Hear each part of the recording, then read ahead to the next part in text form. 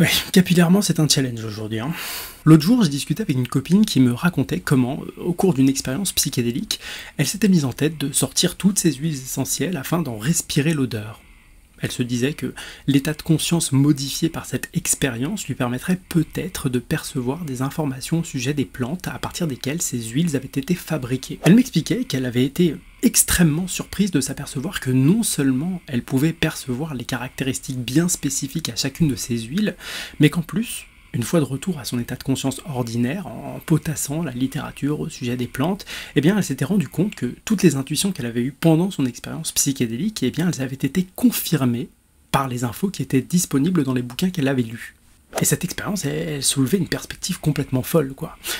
Se pourrait-il que l'expérience psychédélique constitue un canal de communication entre le monde des humains et le monde végétal? Je vous la fais comme ça un peu grandiloquente, se pourrait-il que... Mais en réalité, cette copine, elle le savait déjà, et moi-même, j'avais déjà une vague idée du fait que c'était possible. Et si cette idée, elle peut sembler saugrenue à la plupart de nos concitoyens, eh bien, figurez-vous qu'elle constitue une réalité indiscutable pour les communautés du bassin amérindien, qui sont souvent très expertes en matière de plantes et en matière du pouvoir des plantes. Ce sont des communautés qui, souvent, affirment que leur expertise en matière de plantes leur a été rendue possible par une technique bien particulière. Et cette technique, c'est la dieta.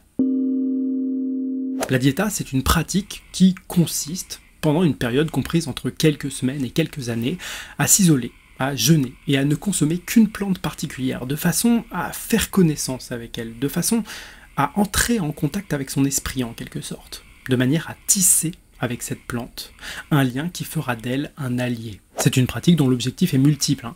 D'une part, développer la sensibilité d'un individu au monde végétal, mais également développer une relation avec quelques-uns de ses ambassadeurs rigoureusement choisis, et puis, in fine, par l'isolation sensorielle, par le jeûne, par la privation, de permettre à un individu d'avoir une meilleure connaissance de lui-même. Mais tout ça, je vous en parle d'une façon assez théorique parce que, en réalité, je n'ai jamais eu accès à cette expérience, et ça faisait une paye que je cherchais quelqu'un qui serait suffisamment éloquent pour m'en parler correctement. Et il y a quelque temps, j'ai fait la rencontre d'une personne qui s'appelle Zoé Ababou. Zoé Ababou, c'est une ayahuasquera, une praticienne de la dieta. C'est également l'autrice d'une collection de romans que vous pouvez retrouver sur son blog Le Coin des Desperados, dont le lien se trouve en description de cette vidéo.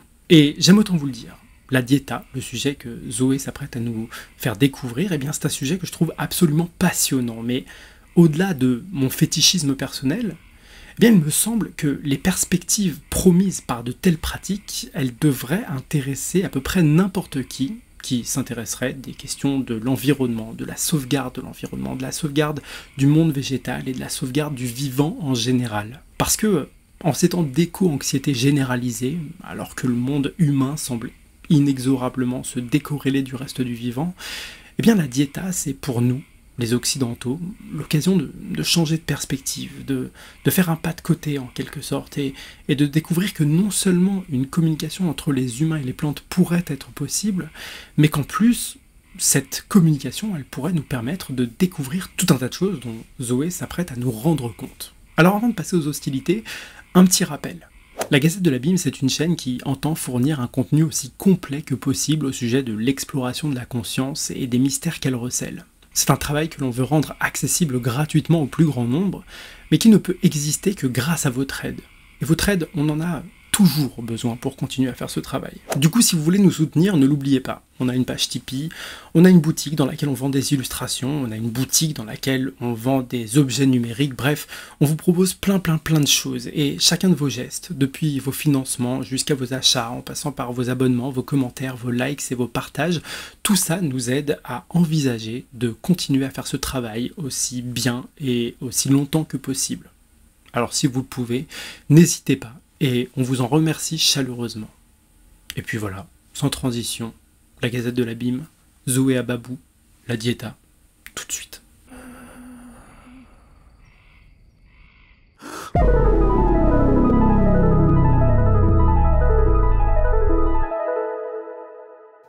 Alors oui, la diéta, c'est quelque chose qui me tient particulièrement à cœur parce que bon, moi j'ai découvert l'ayahuasca comme ça en passant, comme beaucoup de gens, au Pérou, sans savoir précisément ce qui m'attendait. J'avais lu Castaneda, j'avais quelques expériences psychédéliques derrière à mon actif, donc voilà. Mais en ce qui concerne l'ayahuasca, j'avais rien lu, rien entendu. Je savais juste que ça existait vaguement et que voilà, ça allait me tomber dessus un moment ou un autre. Bah ça a pas loupé.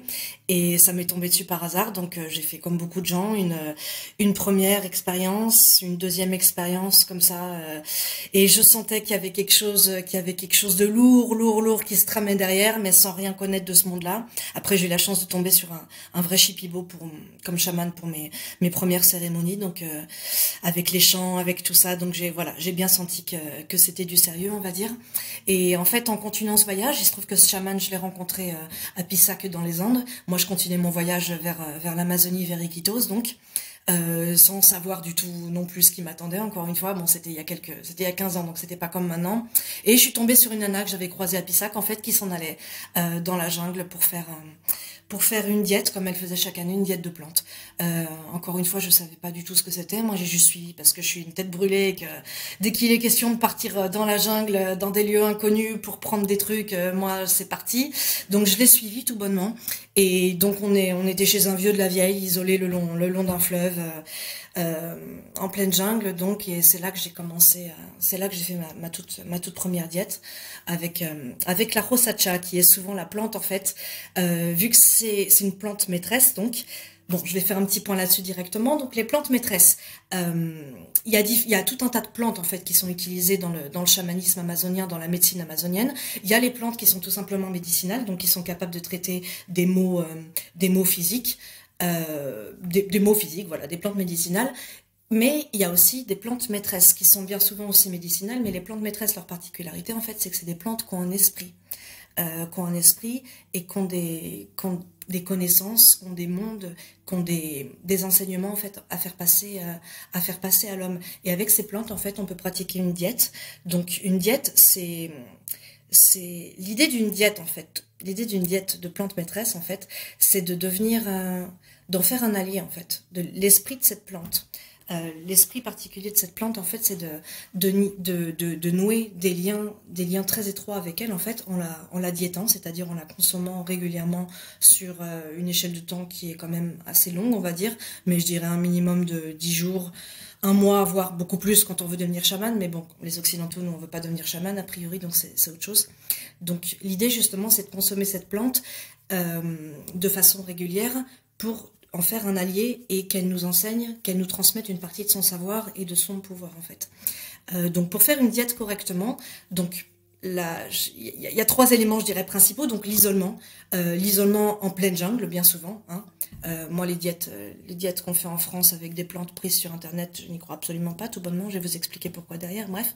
Donc isolement en pleine jungle, une diète alimentaire aussi, donc on arrête le sel, le sucre, le gras, la viande, voilà, tout ça on arrête et aussi des interdits comportementaux. Donc, on est, voilà, au niveau du sexe, donc c'est terminé. Et même juste prendre quelqu'un dans ses bras, serrer la main d'une autre personne, c'est, voilà. L'idée, en fait, comme disent souvent les chamans, c'est que les esprits des plantes maîtresses, en fait, ce sont comme des hôtes de qualité que tu vas accueillir dans ta maison. Donc, quand t'attends quelqu'un genre un prince ou je ne sais quoi qui doit venir dans ta maison, évidemment, tu fais le ménage, t'invites pas d'autres personnes, tu lui donnes de la bonne nourriture, tu te montres très disponible pour lui, tu vois ce que je veux dire? Donc c'est ça l'idée. Donc là, considérons que la maison c'est comme ton corps et ton esprit, donc tu te nettoies, tu manges très peu, voilà, tu te rends entièrement disponible. Euh, et quelque chose que j'aimerais dire aussi au sujet de l'isolement, euh, c'est quelque chose de très important l'isolement et c'est pas uniquement avec les plantes maîtresses que c'est une pratique qui comment te dire c'est une pratique qui est dans toutes les religions je pense dans toutes les spiritualités il y a un moment où l'homme il doit se mettre tout seul il doit arrêter de s'agiter inutilement il doit se mettre tout seul avec lui-même en fait et il doit regarder à l'intérieur de lui en fait et je pense que c'est quelque chose sans parler des plantes maîtresses je pense que c'est quelque chose que tout le monde devrait faire au moins une fois dans sa vie être capable d'arrêter d'avoir toujours des distractions en main, des distractions pour son esprit, mais d'être en fait capable de rester seul avec soi-même sur un temps, particulièrement dans un environnement comme la jungle, où En fait, t'es pas seul, évidemment. T'es loin d'être seul, en l'occurrence, dans la jungle, tu t'en rends compte après quelques jours, mais je pense que c'est quelque chose que tout le monde devrait faire. Et en plus, il se trouve que quand t'es aidé des plantes maîtresses, justement, que leur esprit est présent, que la plante, tu vas la consommer et que tu vas faire des cérémonies d'ayahuasca pour te rapprocher de ta plante et te rapprocher de toi-même aussi, c'est quelque chose que... Là, on est sur quelque chose qui peut vraiment changer la vie d'une personne et pas simplement comme ils disent sur Instagram, oh mon Dieu, j'ai bu de l'ayahuasca une fois dans ma vie, oh life changing, ça y est, je serai plus jamais. Non, c'est des conneries, absolument pas. L'ayahuasca déjà, c'est un processus qui est extrêmement long. Donc soit tu la prends une fois en passant, t'as des visions, tu vis un truc cool et puis tu vas aller baver sur Instagram que c'était génial. Soit tu sens que la plante elle a un monde. La plante, elle a un monde énorme derrière elle et que les plantes maîtresses aussi, elles sont là. Et dans ces cas-là, tu deviens ayahuasquero et tu vas y revenir régulièrement tout simplement parce que c'est une porte que quand tu l'as poussée, tu peux pas faire comme si tu n'avais pas vu ce qu'il y avait derrière et tu peux pas continuer à explorer l'infinité des mondes qu'elle peut t'ouvrir en fait. Donc voilà, donc faire une diète de plantes maîtresses en fait. Donc tu consommes la plante en général tu t'engages pour un minimum de 10 jours, un mois je dirais. Pour nous les occidentaux en tout cas qui voulons pas devenir chaman, ça se pratique plus ou moins comme ça. Donc la plante en fait tu vas la consommer tous les jours. Donc souvent il y a différentes plantes, ça peut être soit des feuilles, soit un arbre et dans ces cas-là c'est plutôt l'écorce de l'arbre que tu vas faire bouillir en décoction. Bref, peu importe à vrai dire. Tu vas boire un verre souvent de la plante tous les jours. En mangeant très peu, voire pas, en voyant personne, en étant dans ton tombeau, ça s'appelle, c'est une petite maison en bambou avec de la moustiquaire autour et un toit en palme, isolé en pleine jungle, c'est là-dedans qu'on met les diéteurs en général. Donc voilà, à part le chaman, qui est la personne qui te prépare tes repas, d'ailleurs c'est le même, hein, t'as pas le droit de recevoir de nourriture de quelqu'un d'autre. Toujours dans un esprit en fait de pas mélanger ton énergie et l'énergie de la plante que tu diètes avec... Tu vois ce que je veux dire? Avec d'autres personnes ou avec des interactions extérieures. L'idée, c'est justement de nouer des liens de plus en plus étroits avec ta plante et qu'il n'y ait pas d'autres interactions, en fait, si tu veux que ton contact avec elle soit le plus pur possible et que les enseignements qu'elle te donne, si tu veux, voilà, donc, bref. Donc t'es isolé dans ton tombeau, comme ça dans la jungle, t'es tout seul comme une merde, il y a ton chaman qui te prépare ton avoine, ton riz complet, sans sucre, sans rien, voilà, c'est à peu près tout ce que tu manges, des bananes plantains, c'est très bon. Bref, et tu vas prendre de l'ayahuasca, donc souvent 2-3 fois par semaine, quelque chose comme ça, donc une nuit sur 2 à peu près.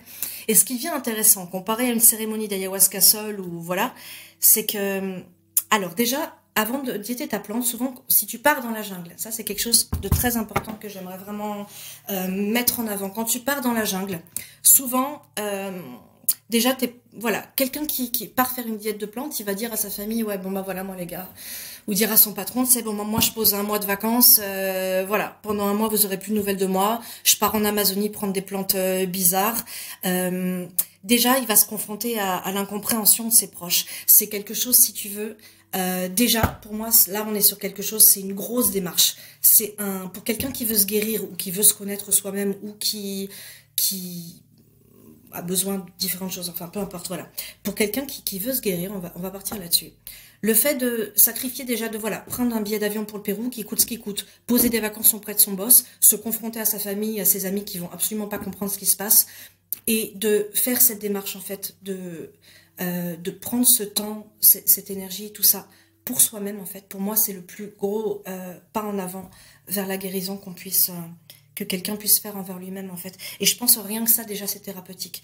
Plutôt que juste aller, justement, prendre de l'ayahuasca en France, faire une retraite à 700 € là pour 3 jours et aller crier sur Instagram après que c'était génial, ou d'aller, je sais pas, plus facilement voir un psychothérapeute, bon, ça coûte ce que ça coûte un psychothérapeute, mais voilà, de rester dans le cadre machin, quelqu'un qui a les couilles en fait de dire voilà, moi il y a un truc qui va pas chez moi, il y a un truc que je veux savoir sur moi-même, putain, je me barre au Pérou, je prends mon billet, mais ma mère elle comprend pas, mes amis me disent je suis fou, j'en ai rien à foutre, je pars, j'y vais, ça déjà, bam, c'est un pas énorme en avant vers la guérison.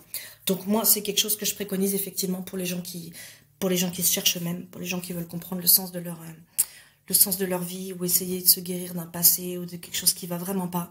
Rien que ça déjà, c'est dire à soi-même, c'est faire un acte envers soi-même qui compte énormément. Donc déjà, je trouve ça magnifique. Donc bref. Donc tu es dans la jungle, tu bois ta plante et donc tu vas poser une intention. Tu dis voilà, moi si je suis là dans la jungle, avant de boire ton verre d'ayahuasca, avant de boire ton verre de plante, tu poses quelque chose, t'es là, tu veux comprendre qui t'es, quoi. Et ça, déjà, c'est extrêmement fort. Donc, il y a une intention, on va dire, qui va un peu gouverner l'ensemble de ta diète, en fait, l'ensemble du temps le temps que tu vas être là, machin.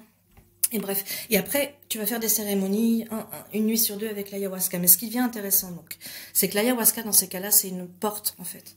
C'est une porte qui va t'ouvrir vers l'espace, vers le monde de ta plante, si tu veux, en fait. Et tu vas pouvoir aller de plus en plus loin dans dans le monde de ta plante, poser des questions de plus en plus profondes sur toi-même à mesure, en fait, parce que chaque cérémonie d'ayahuasca, de même d'ailleurs que c'est ça qui est intéressant dans la diète, en fait, le fait que tu sois isolé, sans t'agiter inutilement, sans être sur les réseaux sociaux, à blablabla, mais que tu es seul avec toi-même, si tu veux, en fait, tu vas accorder beaucoup d'importance à ce qui se passe à l'intérieur de toi, et aussi à l'espace autour de toi qui va devenir plus ou moins comme une interface en fait entre la jungle. C'est ça qui est beau aussi avec la jungle en fait, c'est qu'elle devient une sorte d'interface comme un écran où tu peux écrire des choses et l'esprit de ta plante te répond. Et c'est la jungle entière, c'est le monde entier, c'est ta propre conscience qui parle avec elle-même en fait dans ces cas-là. C'est le monde entier qui devient ta conscience et avec qui tu peux t'exprimer. Donc il y a les synchronicités, c'est pareil en fait. Évidemment, il n'y a rien à faire en fait quand tu diètes. T'es dans ton hamac, dans ton tombeau comme une merde globalement toute la journée.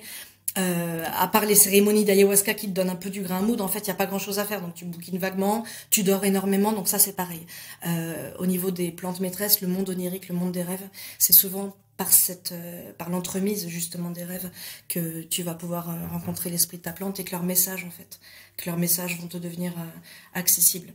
Même tu peux même entendre des chants dans tes rêves et apprendre, c'est vraiment fascinant. Donc, tu fais beaucoup de siestes, tu dors beaucoup, t'es quand même un peu en vrac. Donc c'est ça qui est intéressant. Donc tout ça en fait, si tu veux, ça va te connecter. Il y en a qui diraient l'inconscient, il y en a qui diraient le moi profond. On s'en fout en fait. Tu te connectes avec tout est une seule et même chose évidemment. Donc oui, tu te connectes avec toi-même à travers tes rêves. T'as ta plante qui te parle à travers tes rêves. T'as ta conscience qui te parle à travers des synchronicités que tu peux observer dans la jungle. Tu vois ce que je veux dire? Donc tout devient complètement relié en fait. Même si au début t'en chies. Parce que ce qui se passe souvent avec la diète, c'est qu'au début, en fait, les plantes, même si elles sont pas psychotropes, elles ont quand même souvent des effets physiques. Ça dépend lesquels il y en a, c'est extrêmement violent, genre la chiasse, la diarrhée, la nausée, je sais pas comment te dire, où t'es cassé en douce, tu peux pas sortir de ton hamac, bon voilà, il y en a qui sont assez soft, mais globalement, la première semaine, en fait, il y a différentes phases dans une diète, et la première phase, c'est que ça va exacerber, en fait, tes troubles. Ça va, les choses qui dormaient à l'intérieur, les choses qui étaient en sourdine et qui lâchaient leur venin là, sans savoir comment, qui tiraient les ficelles à l'intérieur et que tu savais pas, ça en fait ça va les réveiller. Ça va les réveiller justement pour que tu les regardes en face et que tu t'en rendes conscient. Et les cérémonies d'ayahuasca d'ailleurs au début peuvent être un peu ardouces justement parce que ça a réveillé tout ce matériel émotionnel, tout ce matériel psychique. Ça le met en éveil et toi justement l'idée c'est que tu le regardes en face, que tu l'acceptes, que tu le pardonnes, que tu lui dises adieu et d'aller, que t'ailles, tu vois, que tu passes le cap, quoi. C'est ça qui est intéressant, justement, dans ce monde-là, c'est que plutôt ici, tu vois ce que je veux dire, t'as les trucs à l'intérieur de toi, tu vois, ça gronde, tu sens bien qu'il y a des trucs tu vois, des trucs qui te tirent les ficelles, t'as des réactions, des colères, des machins, tu sais pas trop d'où ça vient, machin. Là, le truc, c'est qu'effectivement, c'est souvent pour ça que les gens ont peur de l'ayahuasca et des machins comme ça, parce que oui, ça va les exacerber. Mais l'idée, c'est pas que tu restes bloqué devant, mon Dieu, ah mon Dieu, j'ai peur, mon Dieu, c'est horrible. Non, l'idée, c'est que tu regardes en face, tu dis d'accord, voilà, ça c'est ça, tu le regardes en face, tu lui fais coucou, tu vois ce que je veux dire, tu l'acceptes, et justement pour mieux l'abandonner en fait, et pour aller au-delà en fait, tu vois, c'est ça. Donc c'est ça qui est magnifique dans la diète de plante. Donc elle va réveiller tout ça, effectivement. La plante, elle va réveiller tout ça. Donc la première phase, c'est un peu dur. Beaucoup de purge, tu vois ce que je veux dire? Voilà, la diarrhée, la machin, la sueur, tu vois, ton corps, ton psychique, ça évacue tout ça. Mais après, par contre, tu passes à des phases beaucoup plus intéressantes, où là, tu vois ce que je veux dire, tu commences à regarder vraiment une autre partie de toi, en fait. La partie de toi qui est toujours la même, tu vois. Le vrai toi, tu vois, plutôt que les trucs, les anciens schémas, tu vois, les anciens schémas, les anciennes définitions que tu avais sur la vie, mais qui fonctionnent plus, mais que quand même elles sont incrustées, tu vois ce que je veux dire, les vieux préjugés, les vieux machins, le vieux moteur, tu vois, tout ça, ça va. Et en fait, c'est comme on dit toujours, t'enlèves les vieilles couches de conditionnement, les vieux trucs du passé, les vieux machins, et à l'intérieur de toi, en fait, il y a un truc qui reste, et ça c'est magnifique, en fait, de rentrer en contact avec cette partie de toi qui est, tu vois, avec cette partie de toi qui reste la même, en fait, le noyau dur à l'intérieur de toi, et moi, je trouve que la diète, ça permet pas mal de faire ça, quoi. Donc, voilà, je vais m'arrêter là, je pense. j'entends pas, putain, j'entends pas. Ah, c'est parce que j'avais désactivé mon micro. Non, mais c'est comme c'est la bronchite, en fait, je tousse, et si je me mettais à faire des comme ça, insupportable pendant que tu parles, ça aurait un peu niqué le discours. Discours extrêmement éloquent, d'ailleurs. Je pense qu'on gagne à replacer, effectivement, comme tu le fais si bien, l'expérience de l'ayahuasca dans le contexte duquel elle émerge, et qui semble être vraiment emmené jusqu'au bout du processus, notamment par cette diète dont tu parles. Déjà, je voudrais revenir sur des termes élémentaires dont tu as parlé, mais qu'on ne connaît pas forcément. Est-ce que tu peux nous expliquer qui sont les Shipibo? Alors, je sais pas si... Bon, faut savoir que moi, c'est vraiment le tout premier chaman que j'ai connu qui était Shipibo. Et, euh, et comment te dire? Malheureusement, ce mec-là, il est mort. C'était mon maestro. C'est avec lui que j'ai fait aussi ma deuxième et ma troisième diète, si tu veux. Donc, c'est une communauté pour moi. Bah, on va dire la vérité. Pour moi, c'est les meilleurs. En ce qui concerne l'ayahuasca, c'est les meilleurs. Leurs Icaros, tu sais, ils ont leur propre langue. Et la façon dont ils chantent les Icaros, c'est des tarés, c'est des tarés. Ils sont géniaux, ces mecs-là. Après, il y a plein de gens qui manipulent l'ayahuasca, si tu veux. Ça, c'est l'une des communautés qui est principalement près de Pucallpa, en fait, si tu veux. Donc, t'as comment te dire, c'est le Baucayali, on va dire. C'est plus près de Pucallpa. Veriquitos, c'est déjà d'autres communautés, si tu veux. Euh, Après, voilà, les Shipibo, finalement, c'est juste une communauté parmi d'autres qui travaille avec l'ayahuasca. Simplement, pour moi, c'est vraiment eux, on va dire, qui sont dans les diétas, dans les machins comme ça. Et pour moi, c'est ceux qui parlent avec l'ayahuasca la façon la plus belle et la plus pure possible. Leurs Icaros, leur langue à eux, la façon dont ils chantent, pour moi, c'est vraiment le langage. Ils savent vraiment parler à la plante et les cérémonies avec les Shipibo, c'est juste un truc de fou, quoi. Malheureusement, là, maintenant, enfin, malheureusement, voilà.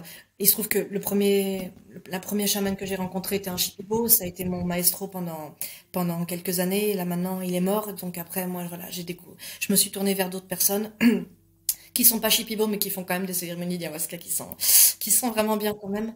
Donc, voilà. Ok. Tu nous as parlé de cette première plante que tu as diété qui s'appelle la rosacha. Est-ce que tu pourrais nous en dire un petit peu plus et est-ce que tu pourrais nous donner quelques exemples de plantes? Déjà, qu'est-ce qu'est la rosacha? Qu'est-ce qu'elle fait? Et puis peut-être nous donner quelques autres plantes, comme ça on peut établir un peu une certaine idée de la manière qu'elles ont de travailler avec nous. La rosacha, c'est souvent celle qu'on donne en tout premier parce que c'est l'une des plantes qui est vraiment géniale, on va dire, pour, euh, pour nettoyer, on va dire. Que ce soit au niveau du corps ou au niveau de l'esprit, on a tendance à dire qu'elle brûle les parasites psychiques ou même corporels. Elle est même d'ailleurs très bonne pour l'addiction, même. Tu vois, même pour l'addiction, je veux dire, les addictions à toutes sortes de choses, que ce soit l'héroïne, le tabac, la cocaïne, on s'en fout. Elle est vraiment, vraiment bonne pour ça. Et donc c'est souvent, et la diète de la rosacha, elle est pas non plus trop hardcore en fait si tu veux. Même si effectivement il va y avoir un peu des nausées, un peu la diarrhée, un peu des suées si tu veux, elle est pas trop hardcore comparée à d'autres. Donc en général, quand tu fais une diète pour commencer, c'est souvent la rosacha que tu prends. D'autant plus que voilà, elle nettoie et on a tous la limpieza, c'est vraiment un truc, le nettoyage quoi, c'est vraiment un truc qui est très très important dans le chamanisme, que ce soit au niveau de l'ayahuasca ou à d'autres niveaux, on a toujours besoin de se nettoyer. Et je pense qu'effectivement, pour commencer, voilà, la rosacha, c'est comment te dire? Elle te nettoie de fond en comble si tu veux. Du coup, après, quand t'es nettoyé, forcément, t'es bien plus capable de recevoir il faut d'abord débarrasser le plancher, tu vois ce que je veux dire, avant de pouvoir vouloir accéder à d'autres niveaux. Et on a tous des merdes à nettoyer, des passés, des trucs comme ça. Donc ça, c'est la rosacha. C'est une espèce de petite liane en fait qui pousse à l'extérieur du sol. Elle a des petites feuilles, voilà. Elle a un petit goût d'ail. Elle n'est pas désagréable à diéter, ma foi. Tu bois un verre soit de l'écorce des racines, soit des feuilles. Donc voilà, et en général, 10 jours, ça suffit avec la rosacha. C'est souvent comme ça que ça commence. Après, il y en a plein, plein d'autres, des plantes. Il y a la famille des arbres, par exemple. Les palos, ça s'appelle, c'est les arbres. Ceux-là, en général, bon après, c'est quand t'es déjà à un stade un peu avancé quand même, que tu les diètes, parce que les palos, en fait, les arbres, c'est les grands médecins, c'est les grands gardiens de la jungle, si tu veux. Donc c'est des esprits extrêmement puissants. Il faut faire bien attention de ne pas les contrarier, justement. Donc il faut vraiment respecter la diète. Il faut pas aller coucher avec n'importe qui, sinon il peut y avoir des graves, graves problèmes. Donc voilà. Moi, je porte une attention particulière à la yaouma, parce que c'est la dernière diète que j'ai fait, et que cette plante, elle a vraiment, enfin cet arbre en l'occurrence, elle a vraiment changé ma vie à un niveau très très concret. Et donc voilà, par exemple, dans les grands docteurs, les grands gardiens de la forêt, donc t'as la Yauma, t'as le fameux Chuachaki aussi, mais le Chuachaki c'est particulier parce que il se trouve que c'est l'un des esprits, c'est le trickster en fait de la selva. Il est craint dans toute l'Amazonie, que ce soit en Colombie ou... Le Chuachaki c'est un esprit en fait, c'est un esprit, c'est l'esprit gardien des animaux, des hommes et de la forêt elle-même. Et c'est un farceur, en fait, vu que c'est un trickster, forcément, c'est un farceur. Et il peut... comment te dire? Si tu le diètes, alors il se trouve que le Chuachaki, il a un arbre qui lui appartient, et donc tu peux aussi diéter cet arbre, notamment, enfin, avec l'écorce, encore une fois, une décoction d'écorce, machin. Et donc ça peut être vraiment bien. On voit toute l'ambiguïté justement du chamanisme là-dedans, parce que le Chuachaki, si tu veux, oui, c'est l'un des plus grands gardiens de la selva. Donc si tu le diètes, attention les yeux, tu vois ce que je veux dire. Tu vas être ami avec le plus grand, tu vois, avec le plus grand gardien de la jungle. Donc voilà, c'est quand même génial. Mais vu que c'est un trickster et que c'est un farceur, si tu veux, il faut faire attention parce que ses enseignements, en fait, la façon dont il va t'enseigner, et ça, tu vas certainement le voir dans ta vie quotidienne quand tu es en train de diéter. Ces enseignements, ils sont un peu à double tranchant, en fait, si tu veux. Il va t'arriver un peu des merdes, probablement dans ta vie, si tu veux. Mais justement, c'est l'esprit du trickster, tu vois ce que je veux dire? Il va t'arriver Comment te dire, ces enseignements, ils passent d'une façon... Tu vas te retrouver dans des situations un petit peu bizarres, tu vois ce que je veux dire? C'est ça qui est intéressant, en fait, avec... comment expliquer? Qu'en fait, la diète, tu vois, c'est pas juste quelque chose que, voilà, quand tu prends l'ayahuasca, tu vois l'esprit de ta plante, oh, il y a des jolis mondes, machin truc. Non, ça se passe à un niveau très concret, ça se passe dans ta vie. Et bon, bah, évidemment, le Chuachaki, notamment, il est particulier à diéter. Il y a aussi la Lupuna, la grande gardienne aussi. C'est un arbre, en fait, c'est la fameuse ceiba qui est dans toute l'Amérique du Sud, c'est un arbre sacré, donc c'est un arbre qui est vraiment immense, et au niveau de ses racines, elle forme une espèce de dôme, ou je sais pas, un dôme, je sais pas comment dire, et on a coutume de dire qu'en fait, elle a une porte, en fait, que quand tu diètes la lupuna, et qu'après tu prends de l'ayahuasca, par exemple, si tu regardes à la base de la lupuna, tu vas voir en fait qu'il y a une porte pour aller vers d'autres mondes au niveau de sa base. Donc ça, c'est au niveau des arbres, par exemple, t'as ça. Après, t'as le fameux Bobinsana, les gens sont très intéressés par le Bobinsana. Euh, Oh, il y en a tellement. Le bobinsana, c'est pareil, c'est une plante de l'enracinement, par exemple. Il y a différentes familles, plus ou moins quand même, de plantes. Il y a celles qui sont plus pour le nettoyage, celles qui sont vraiment pour l'enracinement, comme le bobinsana, par exemple, qui pousse au bord des rivières et qui a des racines vraiment très profondes. Et donc, c'est souvent lié quand même, si tu vois, c'est souvent lié en fait à leur particularité physique, si tu veux, et les enseignements qu'ils vont pouvoir te faire. Donc, le bobinsana, qui a des racines très profondes, c'est une plante qui est bonne pour l'ancrage, pour les gens qui sont un petit peu trop dans la lune ou machin, qui sont pas assez, tu vois, pas assez ancré, quoi. Bah, tu vas diéter le bobinsana et ça va te permettre, tu vois ce que je veux dire, de, voilà. Après, il y a le fameux Chirixanango qui, attention les yeux, lui, c'est pareil, j'ai un pote à moi qui a failli en mourir parce qu'il est riche en scopolamine et, comme la datura, on va dire, donc faut faire très attention, c'est pareil, t'en bois un verre tous les 2 jours, faut que tu te baignes après, ça te fait trembler dans tous les sens, mais bon, lui, il est lié à la peur, par exemple. Le Chirixanango, on dit qu'il va te débarrasser de la peur et de la froideur, tu vois, du froid affectif que tu peux ressentir. Mais chiri, ça veut dire frisson en quechua, tu vois. Donc c'est chiri chiri, tu vois ce que je veux dire. Et donc au début, quand tu le prends, moi j'en ai pris une fois, effectivement, c'est putain, tu trembles de partout, tu sens plus les extrémités de tes doigts, de tes lèvres, ni rien.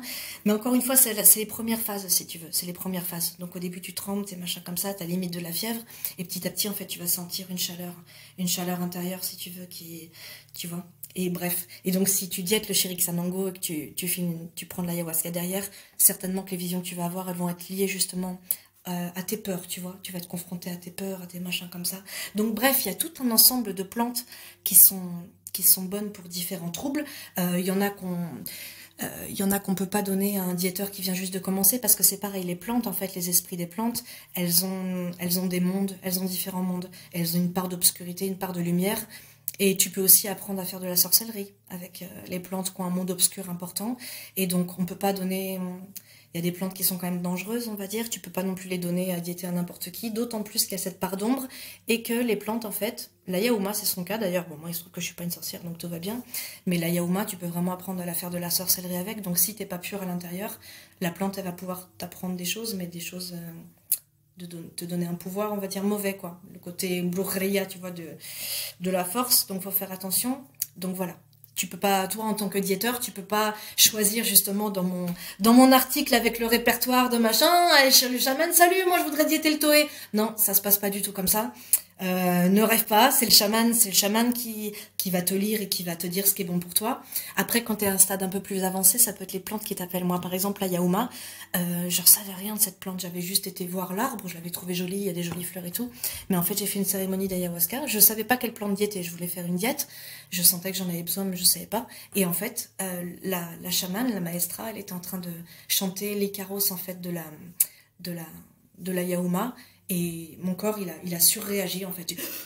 J'ai fait un truc comme ça, tu vois, et là, je sais pas, j'ai vraiment surréagi, si tu veux. En fait, j'ai compris que la yaouma m'appelait, et en fait, voilà, c'est la yaouma qui m'a choisi pour faire la diète avec elle, et j'ai fait une diète d'un mois, et voilà, parce que faut savoir qu'en ayahuasca, les icaros, les chants que les chamans y chantent, c'est pas juste des jolies chansons, ils parlent, ils appellent les esprits, en fait. Et tout le pouvoir d'un chaman, en fait, le pouvoir des chants, il est en fait dans les plantes qu'ils ont diété. C'est pour ça que encore une fois, c'est important pour moi, donc je vais le dire, les chamans blancs qui ont pris 3 fois de l'ayahuasca et qui pensent qu'ils ont été appelés et qui sont autorisés à donner de l'ayahuasca en Europe, machin truc, arrêtez les gars, arrêtez de déconner. Un chaman, c'est quelqu'un qui a diété les plantes, qui a diété les plantes maîtresses, tout seul dans la jungle comme une merde, des années et des années d'affilée sans voir personne. Et le seul pouvoir d'un chaman vraiment en fait, il lui vient des plantes, qu'il a diétées si tu veux quoi. Les plantes avec qui il est devenu ami et qui sont capables de, tu vois ce que je veux dire, le pouvoir des plantes en fait, un chaman c'est un canal en fait, c'est rien de plus, c'est pas lui qui est surpuissant. Quand il va vers un patient, tu vois ce que je veux dire, durant une cérémonie d'ayahuasca avec le chaman, il va venir vers toi et qui va te chanter un Icarus, en fait il se met juste comme canal. Tu vois, il se met à disposition comme canal, et c'est les plantes qu'il a diétées, c'est l'énergie de guérison, tu vois ce que je veux dire, le pouvoir des plantes qu'il a diétées, dont il a incorporé l'esprit, qui va transiter à travers lui et qui va venir vers toi. Et c'est avec cette énergie-là qu'il va te guérir, en fait, tout bonnement. C'est l'énergie des plantes. Un chaman, en fait, tu vois ce que je veux dire, c'est juste qu'il il est devenu ami avec. Il est devenu ami avec, il est capable, en fait, de retranscrire à travers les chants, parce qu'en fait, les chants, les icaros, c'est l'essence des plantes. C'est l'essence des plantes, et ces chants-là, souvent, ils les ont appris quand ils étaient isolés en pleine jungle, qu'ils étaient complètement la tête à l'envers à force de rien bouffer, d'être tout seul et d'être... La porosité entre les mondes a disparu, c'est ça, en fait, un chaman. Un chaman, il est capable de se tenir sur toutes les réalités à la fois, en fait. Il n'y a pas le monde de la veille, le monde des rêves, le monde des visions, le monde de gna gna gna. Quand t'es dans la jungle pendant 2 ans d'affilée sans voir personne, à prendre des plantes qui te retournent dans tous les sens, et tu vois ce que je veux dire, tout, à force, c'est un seul et même monde, c'est une seule et même chose en fait. Et le chaman, il est capable de naviguer en fait, de naviguer là-dessus. Et c'est ça qu'il va utiliser pour te guérir en fait. Et avant qu'un chaman blanc, je suis désolée de revenir là-dessus, avant qu'un chaman blanc qui a pris 3 fois, 4 fois, 10 fois de l'ayahuasca, il soit capable de ça, oublie. Un chaman, il a pas de puissance, un chaman, c'est les plantes. C'est ça. C'est ça en fait les plantes maîtresses, c'est ça la diète. Donc, et je pense aussi que quelqu'un d'ailleurs qui aime vraiment l'ayahuasca, qui machin, il y a un moment où ça plafonne l'ayahuasca. Même si tu poses une intention avant de boire ton verre, que tu as des choses à travailler, il y a un moment où ça plafonne. Si tu veux vraiment aller au-delà et comprendre ce monde, bien sûr que c'est la diète. Bien sûr que c'est la diète, c'est vers la diète que tu dois te diriger. Et les cérémonies, elles sont de plus en plus... Pour avoir bu de l'ayahuasca plusieurs fois juste comme ça, et bu de l'ayahuasca quand ça faisait 1 mois que je faisais une diète d'ayahouma, mais bon sang de bonsoir, mais les cérémonies, ça n'a rien à voir. Là, on parle vraiment de quelque chose qui va... Là, on parle de quelque chose qui va changer ta vie.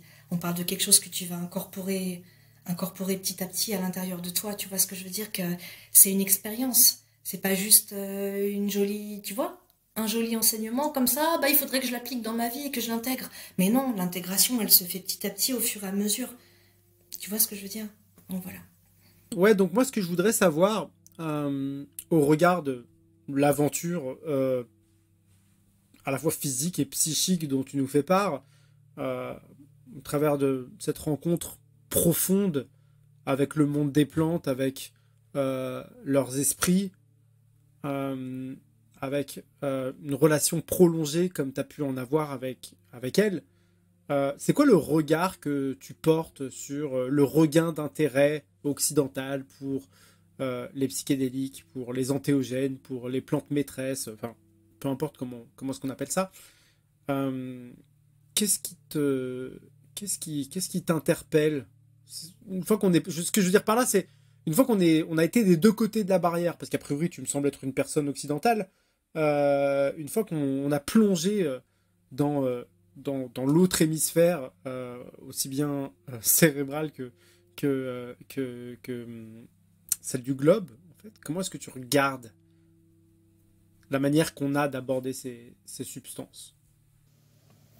Euh, alors, ce qui se passe en ce moment, déjà, moi, même si c'est quelque chose, évidemment, je crois profondément en la vertu des psychédéliques. Je pense que l'être humain, il a un besoin et il a un droit surtout, il a un droit à la transe comme façon de se connaître lui-même, comme façon de se connaître le monde, qui est absolument fondamental, qu'il a été complètement renié et même pire que ça, qu'on a même été puni en fait pour ce besoin complètement légitime. Donc évidemment, pour moi, les psychédéliques font entièrement partie de l'expérience humaine et bien sûr que je suis contente que ça revienne et qu'il y ait un regain d'intérêt.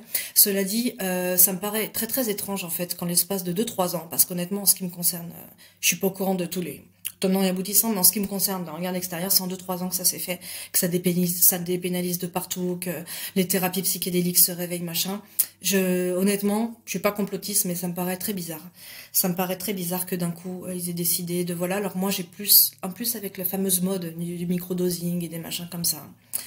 C'est pareil, les plantes maîtresses que tu peux trouver en poudre sur Internet, alors qu'évidemment que ça n'a aucun sens. Ça n'a aucun sens. Les plantes maîtresses, il s'agit de nouer un contact avec elles et de devenir amis. Donc c'est pas en les achetant sur Internet, en faisant ça vaguement chez soi entre la poire et le fromage qu'il va se passer quelque chose de magnifique, évidemment que non. Et comme je le disais, la démarche d'aller vraiment les rencontrer dans leur lieu, dans la jungle, font entièrement partie, on va dire pour moi, les esprits, soi-disant, ils aiment bien qu'on souffre un petit peu et sans même parler des esprits, il s'agit encore une fois de quelque chose qu'on fait euh, pour soi, non? Et pour moi, ça c'est la preuve, comme je disais, aller au Pérou, faire la démarche peut-être de se contrarier avec ses proches, de gna gna gna, de mettre du fric dans l'histoire, mine de rien, et d'aller au Pérou, ça fait partie d'une vraie démarche de guérison, alors que tout ce qu'on voit fleurir d'une manière générale, facile, puisque là on parle surtout en fait de thérapie, hein, indépendamment de l'exploration de soi, que ça les gens ont toujours fait sous le, je sais pas comment on appelle ça, non c'est pas sous le capot, je sais pas comment on dit, mais bon bref l'exploration de soi en achetant des tripes, enfin voilà, en allant cueillir ses propres champignons, machin, on l'a toujours fait. Là on parle de thérapie. Moi ce qui me gêne au niveau de la thérapie, c'est que je trouve ça un peu. Bon, après, le LSD, ça n'a jamais poussé dans la jungle, mais je trouve ça un peu facile, en fait, si tu veux, voilà, moyennant, je sais pas, moyennant un peu de pognon, moyennant quelques jours de libre devant soi, d'aller, tu sais, d'aller dans une clinique et de penser, en fait, que ça puisse vraiment changer ta vie, que ça puisse vraiment te guérir. Ça me paraît trop facile pour moi, en fait, la guérison. Vraiment, quand quelqu'un qui souhaite se guérir, il doit sacrifier quelque chose, sacrifier une partie de son, tu vois. Ça doit vraiment être une espèce de, pas une vocation, c'est pas le mot, mais que ça doit naître d'une grosse volonté et que la volonté, en fait, elle doit faire ses preuves envers soi-même, envers sa famille, envers le monde matériel, dire voilà, je souhaite me guérir, je vais faire une grosse démarche, je vais enclencher quelque chose. Et une thérapie psychédélique, tu vois ce que je veux dire, je sais pas. Pareil le microdosing, tu vois. J'ai l'impression que c'est facile en fait. Et j'ai l'impression que je me demande en fait si nous donner quelques petits grammes de, tu sais, de liberté, quelques petites autorisations, quelques petits machins. Oui, vous avez droit aux champignons, machin truc. J'ai l'impression qu'en fait c'est juste pour calmer les moutons. Et ça me paraît tout simplement trop beau pour être vrai qu'ils fassent ça. Euh, et je pense qu'en fait oui, c'est juste pour calmer. C'est juste pour calmer les boutons et qu'on soit finalement plus productif. Tu sais, apparemment, le microdosing, ils le font dans les, je sais pas, dans les grosses boîtes américaines, tu sais, pour que les gens se sentent plus, machin truc. C'est juste pour qu'on soit plus productif au final. Et d'autre part, moi, je pense qu'en fait, pour vraiment faire un bond quantique vers un changement de vie, vers un nouveau regard sur le monde, il faut sauter le pas et il faut le sauter d'une façon, tu vois, il faut le sauter à la guerrier, quoi.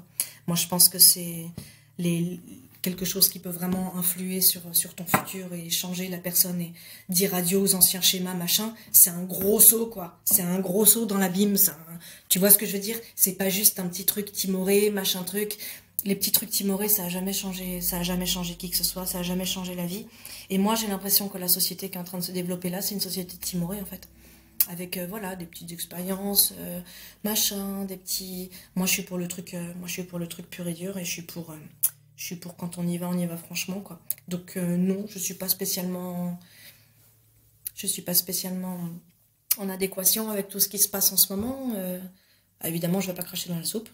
Ouais, c'est bien qu'on commence à autoriser ces substances. Malgré ça, je pense pas que ça va changer le monde, parce que changer le monde, en fait, c'est se changer individuellement. Et se changer individuellement, c'est avoir le courage de la vraie révolution. Pour moi, tu sais, c'est pour ça que je crois absolument pas aux mouvements sociaux. Moi, je ramène toujours tout.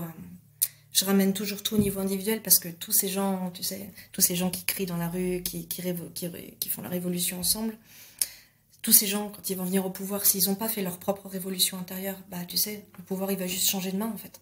Le monde il va pas changer. Le seul vrai changement, tu vois ce que je veux dire, si tu veux changer le monde, commence par te regarder dans le miroir et le seul vrai pouvoir que tu as, il est sur toi-même. Non. Donc commence par te changer toi-même et pour te changer toi-même, c'est pas juste un petit microdosing de machin qui va te faire des bouleversements. Pour se changer toi-même, pour moi, c'est vraiment faire la démarche d'aller t'isoler quelque part, de regarder profondément en toi des jours et des jours d'affilée, de prendre effectivement des plantes, notamment comme l'ayahuasca, qui est vraiment visionnaire, qui va vraiment te confronter à une partie de toi que tu préférais ignorer. Tu vois ce que je veux dire? Pour moi, le vrai changement, il est là. Et donc, changer le monde, c'est se changer soi-même. Se changer soi-même, c'est faire ce genre de grosses démarches qui, effectivement, un mois, ça peut paraître long pour quelqu'un, mais sur une vie entière. Un putain de mois, c'est rien, quoi. Tu vois ce que je veux dire? Et je trouve que c'est même un minimum comparé, effectivement, à peut-être aller faire 3 jours de thérapie au LSD pour la modique somme de 3000 $. Tu vois ce que je veux dire? En Suisse, quoi. Donc, voilà mon avis. Voilà.